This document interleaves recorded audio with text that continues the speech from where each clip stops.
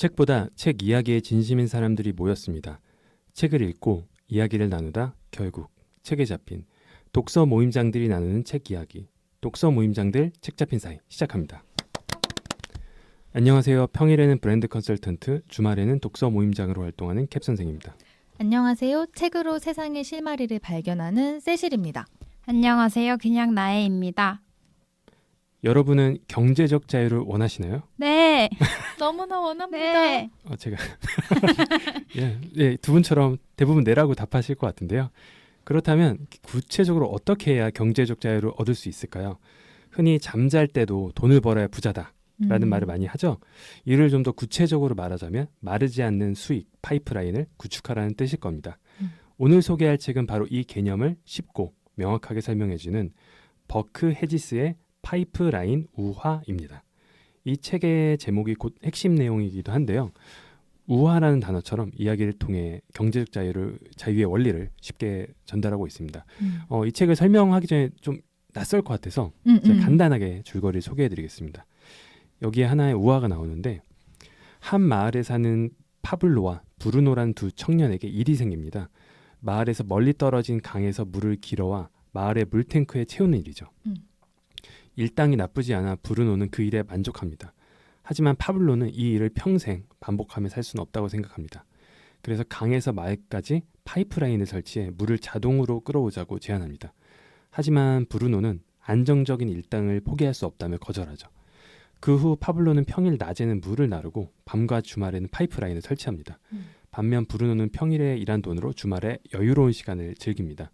모두가 보기에 브루노의 선택이 더 현명해 보였죠. 하지만 시간이 흐르면서 상황은 달라집니다. 브루노는 점점 육체적으로 지쳐가고 평생 노동에 의존하는 삶의 회의감을 느끼게 됩니다. 반면 파블로는 마침내 파이프라인을 완성하고 일하지 않아도 자동으로 수익이 발생하는 구조, 즉 경제적 자유를 얻게 됩니다. 이 책은 우화답게 단순하지만 강력한 메시지를 전달하는데요. 개인적으로 중고등학교 학생들에게 이건 추천하고 싶은 책이라는 생각이 들더라고요. 되게 쉬워가지고 돈과 시간, 노동의 관계를 처음 고민하기 시작할 때 읽으면 큰 도움이 될 수 있는 책 같습니다. 그래서 저는 두 분도 이 책이 어떤 점에서 좀 인상적이거나 뭐 그랬는지, 혹은 전 그런 얘기도 좋을 것 같아요. 이게 너무 이제 우화 좀 쉽게 풀다 보니까 이런 점은 좀 조심히 생각해야 될 것 같다. 이런 게 있으면 그런 것도 한번 말씀해 주시면.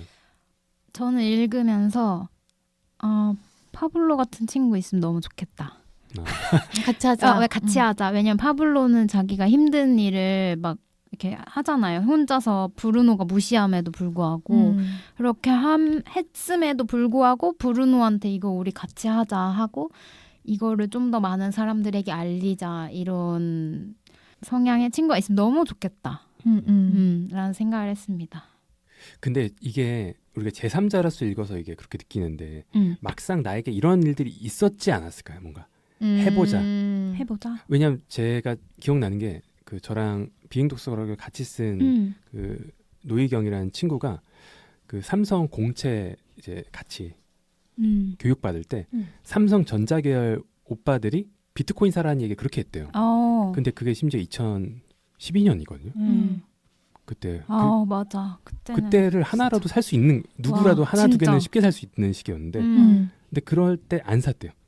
심지어 몇 년 후에 과외 선생님을 오랜만에 만났는데 그분도 똑같이 비트코인 사라 그랬대요. 근데 근데도 안 산 거예요. 그러니까 어떻게 보면 우리가 살아가면서 알게 모르게 이런 거를 받지 않나?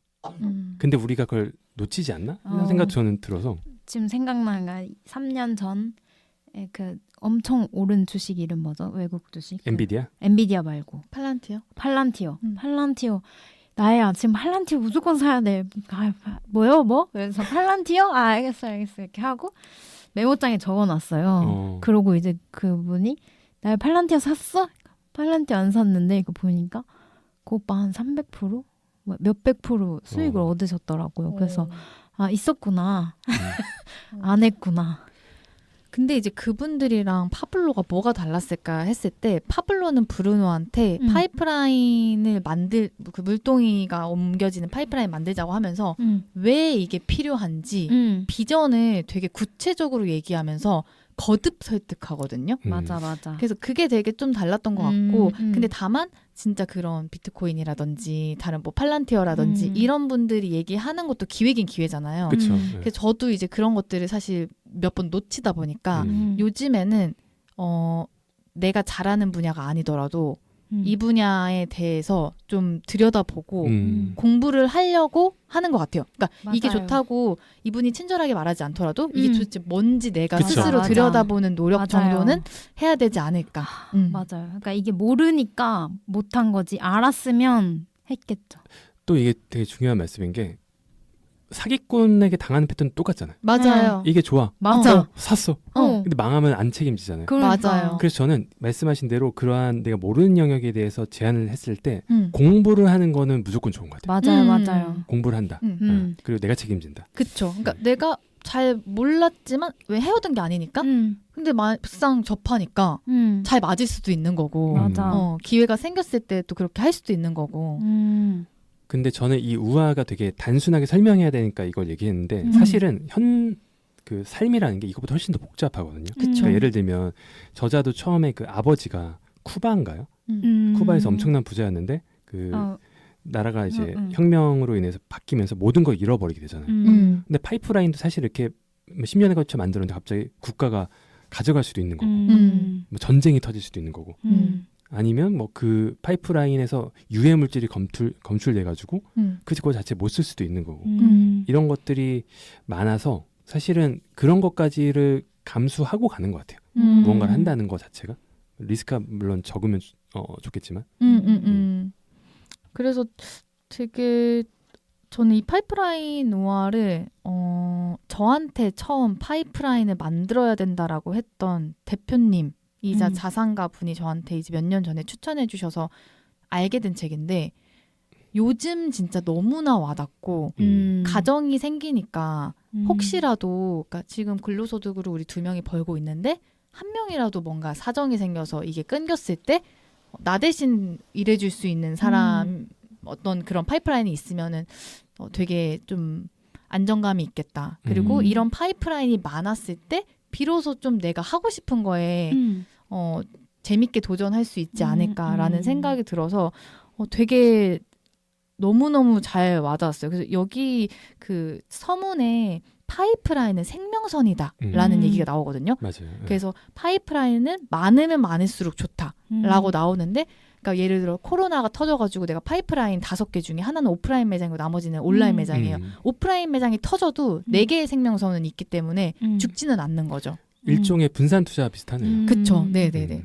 이 이야기는 되게 명쾌하잖아요. 파이프라인 많이 만들어라. 그리고 만들려면 이것도 사실 이 우화에 들어있죠. 그냥 만드는 게 아니라 캐시플로우 이제 일을 하면서 밤과 주말처럼 이런 여유 시간에 파이프라인 만들잖아요. 그렇죠. 그러니까 파이프라인이 완성되기 전까지는 내가 근로소득 외 쉬는 시간까지 다 할애를 해서 갈아 넣는 시간이 있어야 되는 거죠. 그렇죠. 이게 그래서 저도 이게 되게 중요 포인트라고 보는 게 어떤 분들은 파이프라인 만든다고 본업을 때려치고 이제부터 나 이제 파이프라인 만들 거야. 근데 그러면 사람이 조급해서 안 되더라고요. 왜냐면 파이프라인이라는 게 오래 걸려요. 수익화까지 진짜. 저도 이제 주변에서 파이프라인을 만든 분들 보면 물론 단기간에 한 사람도 있지만 그래도 몇 년 걸리더라고요. 뭐 3년, 길게는 뭐 6년까지 걸리는 것도 있고 그 규모에 따라서. 근데 이 기간을 조급하지 않게 버티려면 결국엔 이제 근로소득이든지 정기적으로 받는 돈이 필요하구나. 맞아요. 그래서 요즘에 직장인 분들이 많이 하시는 게 유튜브. 그러니까 회사 생활 하면서 얼굴 드러내지 않고 나중에 어떻게 될지 모르겠지만 이렇게 뭔가 만들어 놓으면 추후에 내 서비스나 내 상품이 생길 때 이걸 통해서 또 내가 잘 때도 팔리는 거잖아요. 그쵸. 맞아요. 이렇게 좀 노출할 수 있게 하는 요즘 많이 하는 파이프라인은 그런 것들이 또 있는 것 같아요.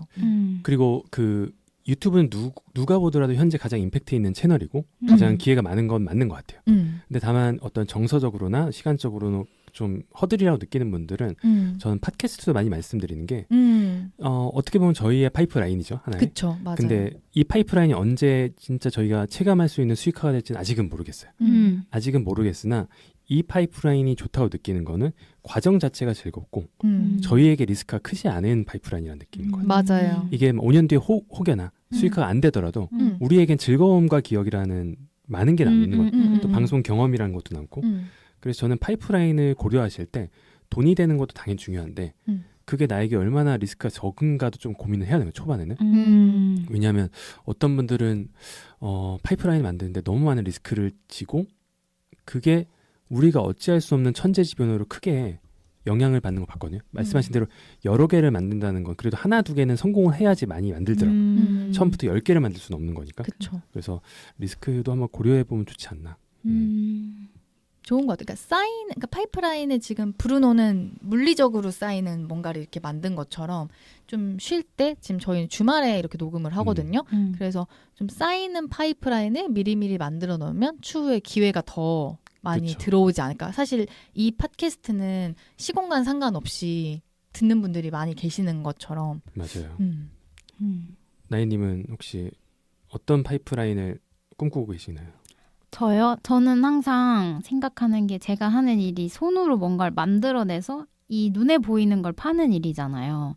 그러려면 이제 무조건 제가 저를 갈아야지만 돈을 버는 그런 구조니까 이거 만드는 건 재밌는데 만약에 내가 이거 못하게 됐을 때 뭔가 신체적으로 이 어떤 사고를 당하거나 그랬을 때 그럼 난 돈을 못 버네라는 생각이 들면서 그래서 좀 약간 보이지 않는 것을 팔아보고 싶다. 그러니까 예를 들면 그러니까 무한 생성이 되는 거. 예를 들면 전자책처럼 재고 부담이 없는 재고 부담도 없고 내가 이렇게 하나만 만들어 놓으면 사람들이 다운만 받으면 돈이 되는 거잖아요. 어쨌든 딱 하나인데. 근데 저는 똑같은 제품이지만 이걸 계속 만들어야 되는 그쵸. 거잖아요. 그러니까 이거에 대해서 조금 한번 현타가 왔던 적이 있어서 그런 게 뭐가 있을까 하는 생각을 하고 있습니다. 이게 사실은 경제학 용어로 한계 비용 제로라고 하거든요. 하나하나 더 만들 때마다 그 비용이 제로에 가까워지는. 그러니까 전자책도 그렇죠. 하나만 완성해 두면 맞아요. 뭐 더 이상 추가로 만드는데 비용이 안 되고 맞아. 리스크도 없잖아요. 맞아요. 리스크도 없는데 지금 실물로 만드는 건 내 시간이라는 리스크가 있고 또 원자재 가격의 등락을 내가 맞아요. 견뎌야 되는 리스크도 있다 보니까 그래서 저는 오프라인 가게를 하는 분들이 특히나 그러한 IP 지적재산권을 만드는 게 되게 중요하다는 생각이 들더라고요. 진짜. 그게 뭐 콘텐츠가 됐건 근데 이게 저는 요새 이런 컨설팅 아닌 컨설팅을 많이 하고 독서 모임에서도 많이 답변을 하다 보니까 돈을 번다는 거를 어떻게 생각을 해야 되나 고민 많이 하거든요. 근데 이걸 진짜 단순하게 생각해 보면 사람을 모으고 모은 사람한테 판다 이 두 가지밖에 없잖아요. 그래서 그 사람을 모으는 데 특화된 사람들이 있고 그 판매할 상품과 파는 거에 특화된 사람도 있고 그래서 결국에 지금 뭘 팔지 모르면 일단 사람을 모으는 것도 방법인 것 같고 그러니까 저는 두 가지인 것 같아요. 내가 뭘 팔지를 결정해 놓고 그거에 어울린 사람을 모으는 것도 방법이고 근데 초보들은 그게 좀 힘들어요. 그쵸. 내가 뭘 팔 수 있을까? 뭘 팔 수 하면서. 있을까? 뭘 팔릴까? 일단은 모아두고 나의 매력에 빠진 사람들이 좋아할 거를 만들어서 판다. 이런 후행적인 접근도 나쁘진 않은 것 같더라고요. 그럼 일단은 모아둔다는 거는 뭔가 유명해지는 글을 쓴다든지 어떤 방법으로라든 대중적인 키워드로 일단 나한테 유입이 되게 트래픽을 만든다. 그쵸. 그 대표적인 게 인플루언서들이 그러잖아요. 네네네. 이제 매력으로 모으고 나서 모인 사람들이 보니까 다 육아맘들이 많네. 그럼 음. 육아용품을 판다든지. 약간 그런 식으로 후행적으로 하는 분들이 오히려 많은 것 같더라고요. 성공 확률이랄까 성공한 그 비율 자체가. 그 파이프라인과 버크헤지스 저자는 맨 처음에는 이 세 단계를 거치면 좋겠다라고 이야기를 하거든요. 그러니까 첫 번째 단계는 뭐냐면 돈을 벌고 일단 재산 모으는 방법부터 공부하래요. 재산을 모은다. 그러니까 돈을 버는 거를 경험하고 모으는 걸 경험해라, 학습해라. 그리고 2단계는 뭐냐면 성공 가능성이 검증된 돈을 버는 방법을 보고 모방하래요. 그러니까 리스크를 최대한 적게 모방을 해라. 그리고 3단계는 뭐냐면 이 성공 가능성이 검증이 된 거잖아요. 인내심을 가지고 계속해라. 그래서 간단하게 말해서 이런 학습, 모방, 반복, 인내심 이런 것들만 있으면 어떤 사람이든 어떤 상황에 놓였든 백만장자가 될 수 있다. 그래서 저는 배우고 따라하고 반복한다. 그쵸.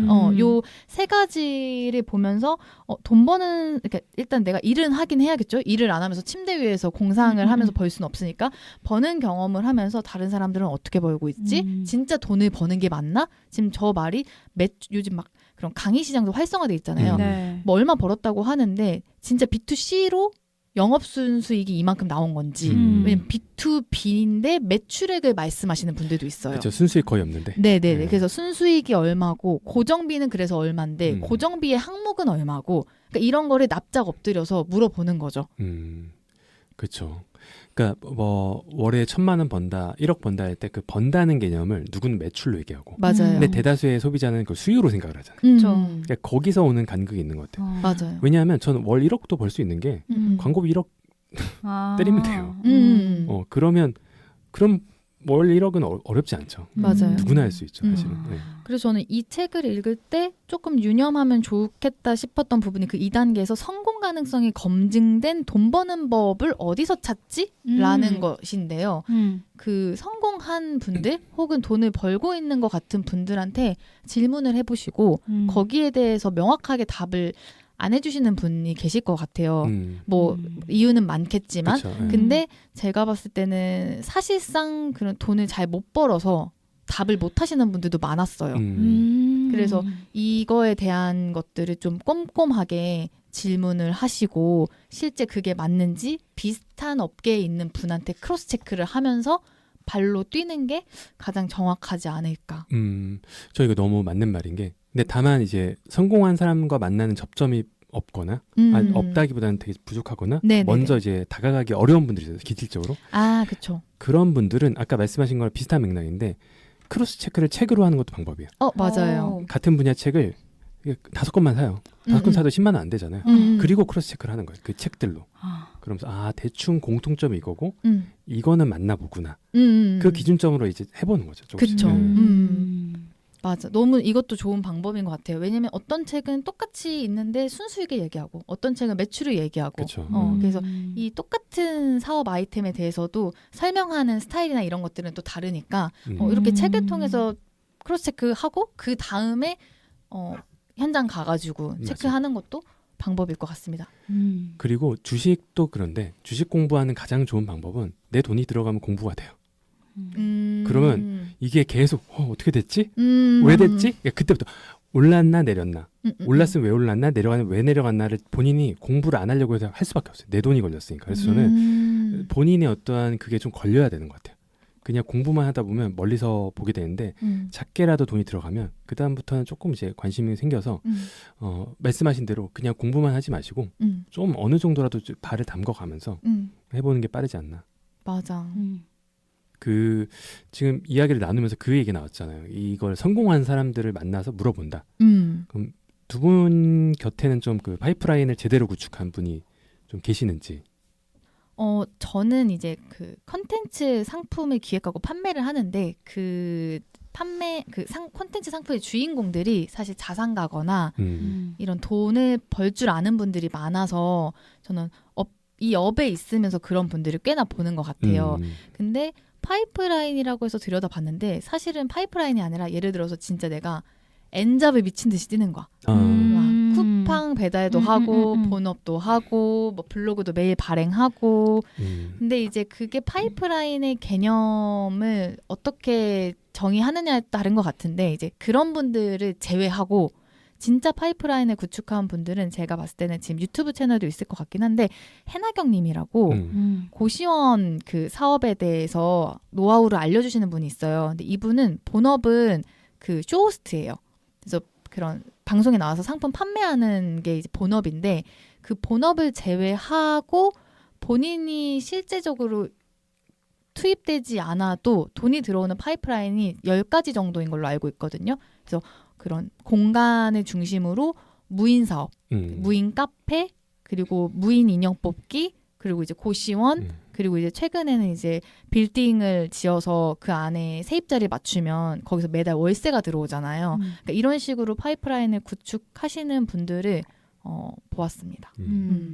나이님 혹시? 저는 없습니다. 네. 근데 이게 나이님도 사실 없다고 하지만 있을 거예요. 왜냐하면 제가 왜 이 말씀 드리냐면 용성님이신가요? 그럴 수도. 아니 그게 아니라 제가 사실은 저는 좀 자산가들을 많이 알게 된 이유가 그냥 저한테 DM을 줘서 만나자고 하는 분도 계시고 그 독서 모임 왔다가 나중에 밝히는 분도 계세요. 그래서 나이님도 몇몇은 모르지만 그런 분도 있어요. 근데 누구지? 그분들의 네, 특징이 본인을 밝히지 않았으면 좋겠다는 그쵸. 전제로 저한테 말씀을 해서 제가 대부분은 말씀을 못 드리는데 해나경님 그래도 저희 독서 모임 나오시는데 본인이 밝히셔서 저도 언급이 가능한 맞아요. 유튜브에서도 말씀하고 계시고요. 그래서 그런데 파이프라인을 구축하는 분들은 되게 다양한 방식이 있더라고요. 맞아요. 다양한 방식인데 핵심은 본인 기질에 맞아야 되는 것 같아요. 그 방식 자체가 그쵸. 어떤 분은 온라인 온리로 파이프라인 만드는 분 계시고 어떤 분은 오프라인에 집중해서 만드는 분 계시고 믹스하는 분도 계시고 맞아요. 이게 되게 다르거든요. 근데 이것도 해봐야 하는 것 같아요. 대신에 이제 이게 망하더라도 그래도 좀 영에 수렴할 수 있게 마이너스 나지 않고 본전은 찾을 수 있게 하면 좋지 않을까. 좀 가볍게. 그렇죠. 그리고 저희가 이제 그 카페에서 커피 마시면서 그 얘기를 세실님이 해주셨는데 중요한 거는 내가 얼마나 해당 분야의 전문가와 연결되는가가 진짜 중요하거든요. 맞아요. 속도나 시행착오를 최소화하는 데 있어서. 맞아요. 그래서 파이프라인을 만들 때 전 그나마 좀 더 노력하면 좋을 게 해보는 것도 해보는 거지만 전문가들한테 배워야 되고 그러려면 제대로 된 전문가를 알아야 되고 맞아요. 그래서 이 기회를 어떻게 만들 수 있을까도 되게 중요한 것 같아요. 너무 공감하는 게 예를 들어서 뭘로 할까요? 그 네이버 블로그 광고 대행이라는 뭐 파이프라인이 있다고 쳤을 때 A라는 전문가가 있고 B라는 전문가가 있고 C라는 전문가가 있는데 나는 되게 T 성향의 사람이 또 맞아. 뭐 그리고 이제 뭐 어떤 사람들 같은 경우에는 나는 이런 스타일로 구매 대행을 그 블로그 대행을 하고 싶은데 또 이게 스타일이 또 조금씩 다르더라고요.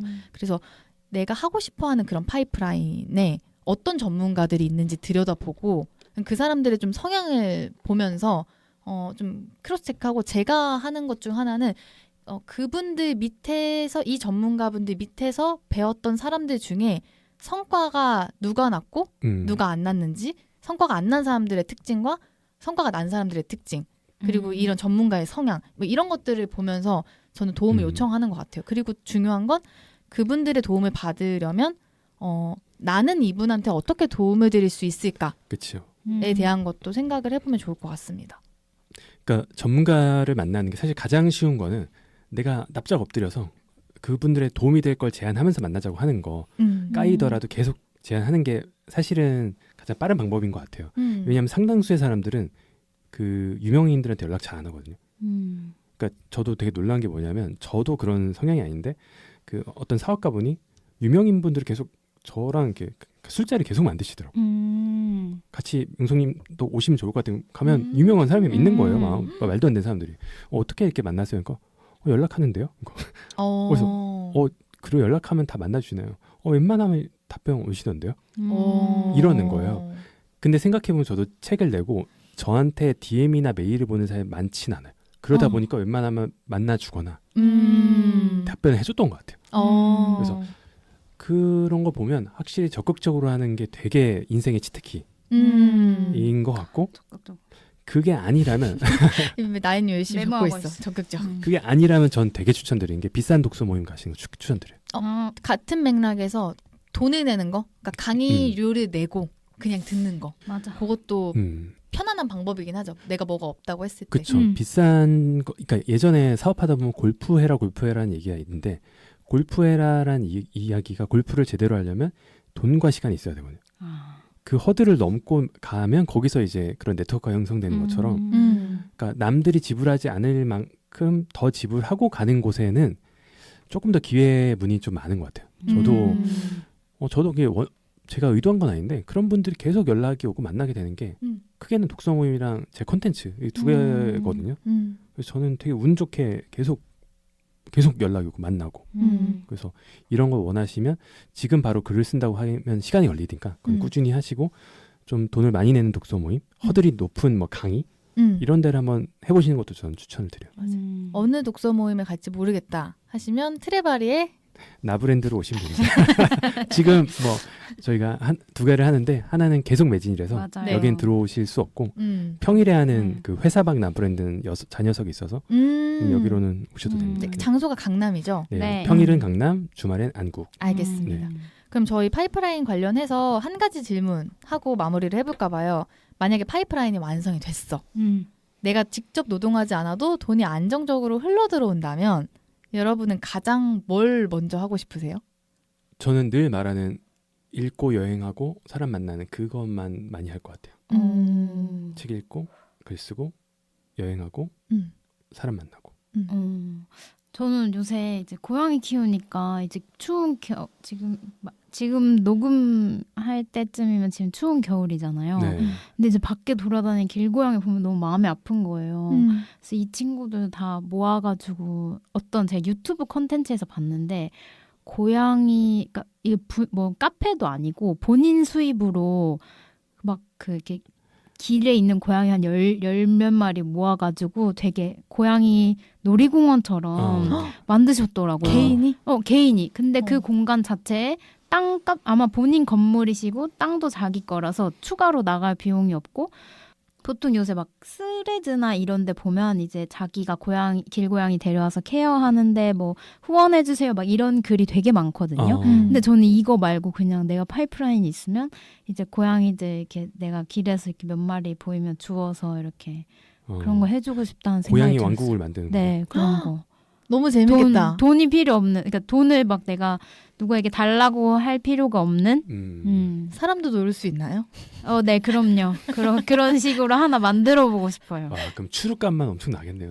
그쵸. 그리고 이제 고양이 좋아하는 사람들은 거기서 봉사 겸 고양이랑 놀 수 있게. 괜찮네요. 네. 그런 것도 좋은 것 같아서. 기부를 받을 수도 있고 좀. 네네. 그래서 그런 생각이 들었어요. 너무 나인님스러워. 귀여워. 사랑스러워. 이게 사람이 어느 상황에 놓여 있느냐에 따라 진짜 다르다고 느꼈어요. 다르죠. 저희 엄마 고양이 진짜 싫어하거든요. 막 무서워하고 막 제 눈이 너무 무서워 이러고 저희 엄마가 제가 데려온 고양이조차도 너무 무섭다고 막 한 달, 두 달을 그러시다가 이제는 막 고양이 저한테는 그런 말 안 하시거든요. 쪽파야 사랑해 막 계속 이래요. 쪽파도 목욕해요? 안 해요. 그래서 막 엄마 아빠 둘 다 막 귀여워 막 이렇게 하시는데 그때는 이제 본인들도 길 걸어 다니시면서 이제 고양이를 봤을 텐데 그때는 그냥 무섭다고 지나쳤는데 요새는 너무 불쌍하대요. 그래서 이제 사람이 진짜 어떤 상황에 있느냐에 그쵸. 따라 진짜 많이 다르구나. 맞아요. 재밌다. 세실님은 저는 그냥 통기타 배우고 예술 공부를 해보고 싶어요. 그래서 음악이나 미술 작품 같은 거 좀 배우면서 그런 거를 따라서 좀 편안하게 여행하고 이런 거 해보는 로망이 있습니다. 그게 나중에 본인한테 도움되지만 이제 자녀들도 있으면 그게 문화자본으로 습득이 되는 거죠. 어렸을 때부터 그걸 접한 사람과 성인이 돼서 접한 사람이 좀 다르더라고요. 맞아요. 그렇습니다. 네. 오늘 책 잡힌 사이 오늘은 버크 헤지스의 파이프라인 우화로 이야기를 나눠보았는데요. 오늘의 대안은 이렇게 정리할 수 있을 것 같습니다. 적극적으로 나대라. 전문가를 만나라. 많을수록 좋다. 랜선 멤버분들이 남겨주신 청취자 리뷰 시간입니다. 나인님 소개해 주시죠. 제가 에피소드를 안 썼네요. 근데 두 가지 다. 네, 유튜브에 댓글 달아주셨는데요.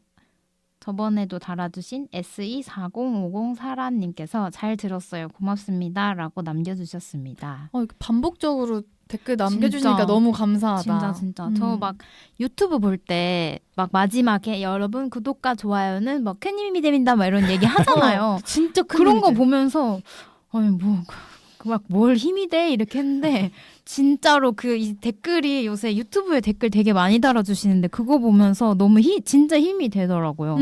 그래서 진짜 여러분의 댓글은 힘이 됩니다. 여러분의 구독과 좋아요 댓글은 힘이 됩니다. 진짜 네. 알림 설정까지 해주세요. 사라님 친하게 지내요. 네. 그리고 또 유튜브 댓글이신데 USER-ELIJAHSON님께서 달아주셨는데요. 알고리즘에 떠서 누르게 됐는데 시간 가는 줄 모르고 들었어요. 우와. 언젠가 하고 싶다고 생각은 했는데 내내 미루던 독서 모임을 이 영상을 통해서 새해엔 꼭 해봐야겠다고 생각하게 되네요. 구독 누르고 갑니다. 감사합니다. 감사합니다. 진짜. 그 트레바리 독서 모임 링크 괜찮으시면은 저희 여기에다가 걸어주면 관심 있는 분들이 또 오실 수도 있을 것 같아요. 그러시겠네요. 좋겠네요. 네. 안국은 어차피 매진이니까 네. 강남 강남으로. 모임 것만 한번. 우와. 근데 저희 영상의 알고리즘도 가는 게 신기하네요. 그니까요. 엄청 큰 채널이 아닌데. 그래도 이렇게 알고리즘이 간다는 게 어떤 분들이 계속 지켜봐 주시니까 그쵸. 좋은 걸로 보고 띄워주나 보네요. 네. 맞아요. 여러분의 메일을 받고 있습니다. 3readingleaders@gmail.com으로 책 잡힌 사이에 하고 싶은 이야기, 나누고 싶은 고민, 광고 문의를 자유롭게 보내주세요. 메일은 팟캐스트 공지사항에서도 확인할 수 있습니다. 그럼 저희는 다음 주에 책 잡힌 사이 1주년 기념 에피소드로 돌아오겠습니다. 다음 주 모임은 일요일입니다. 책 잡고 만나요. 만나요.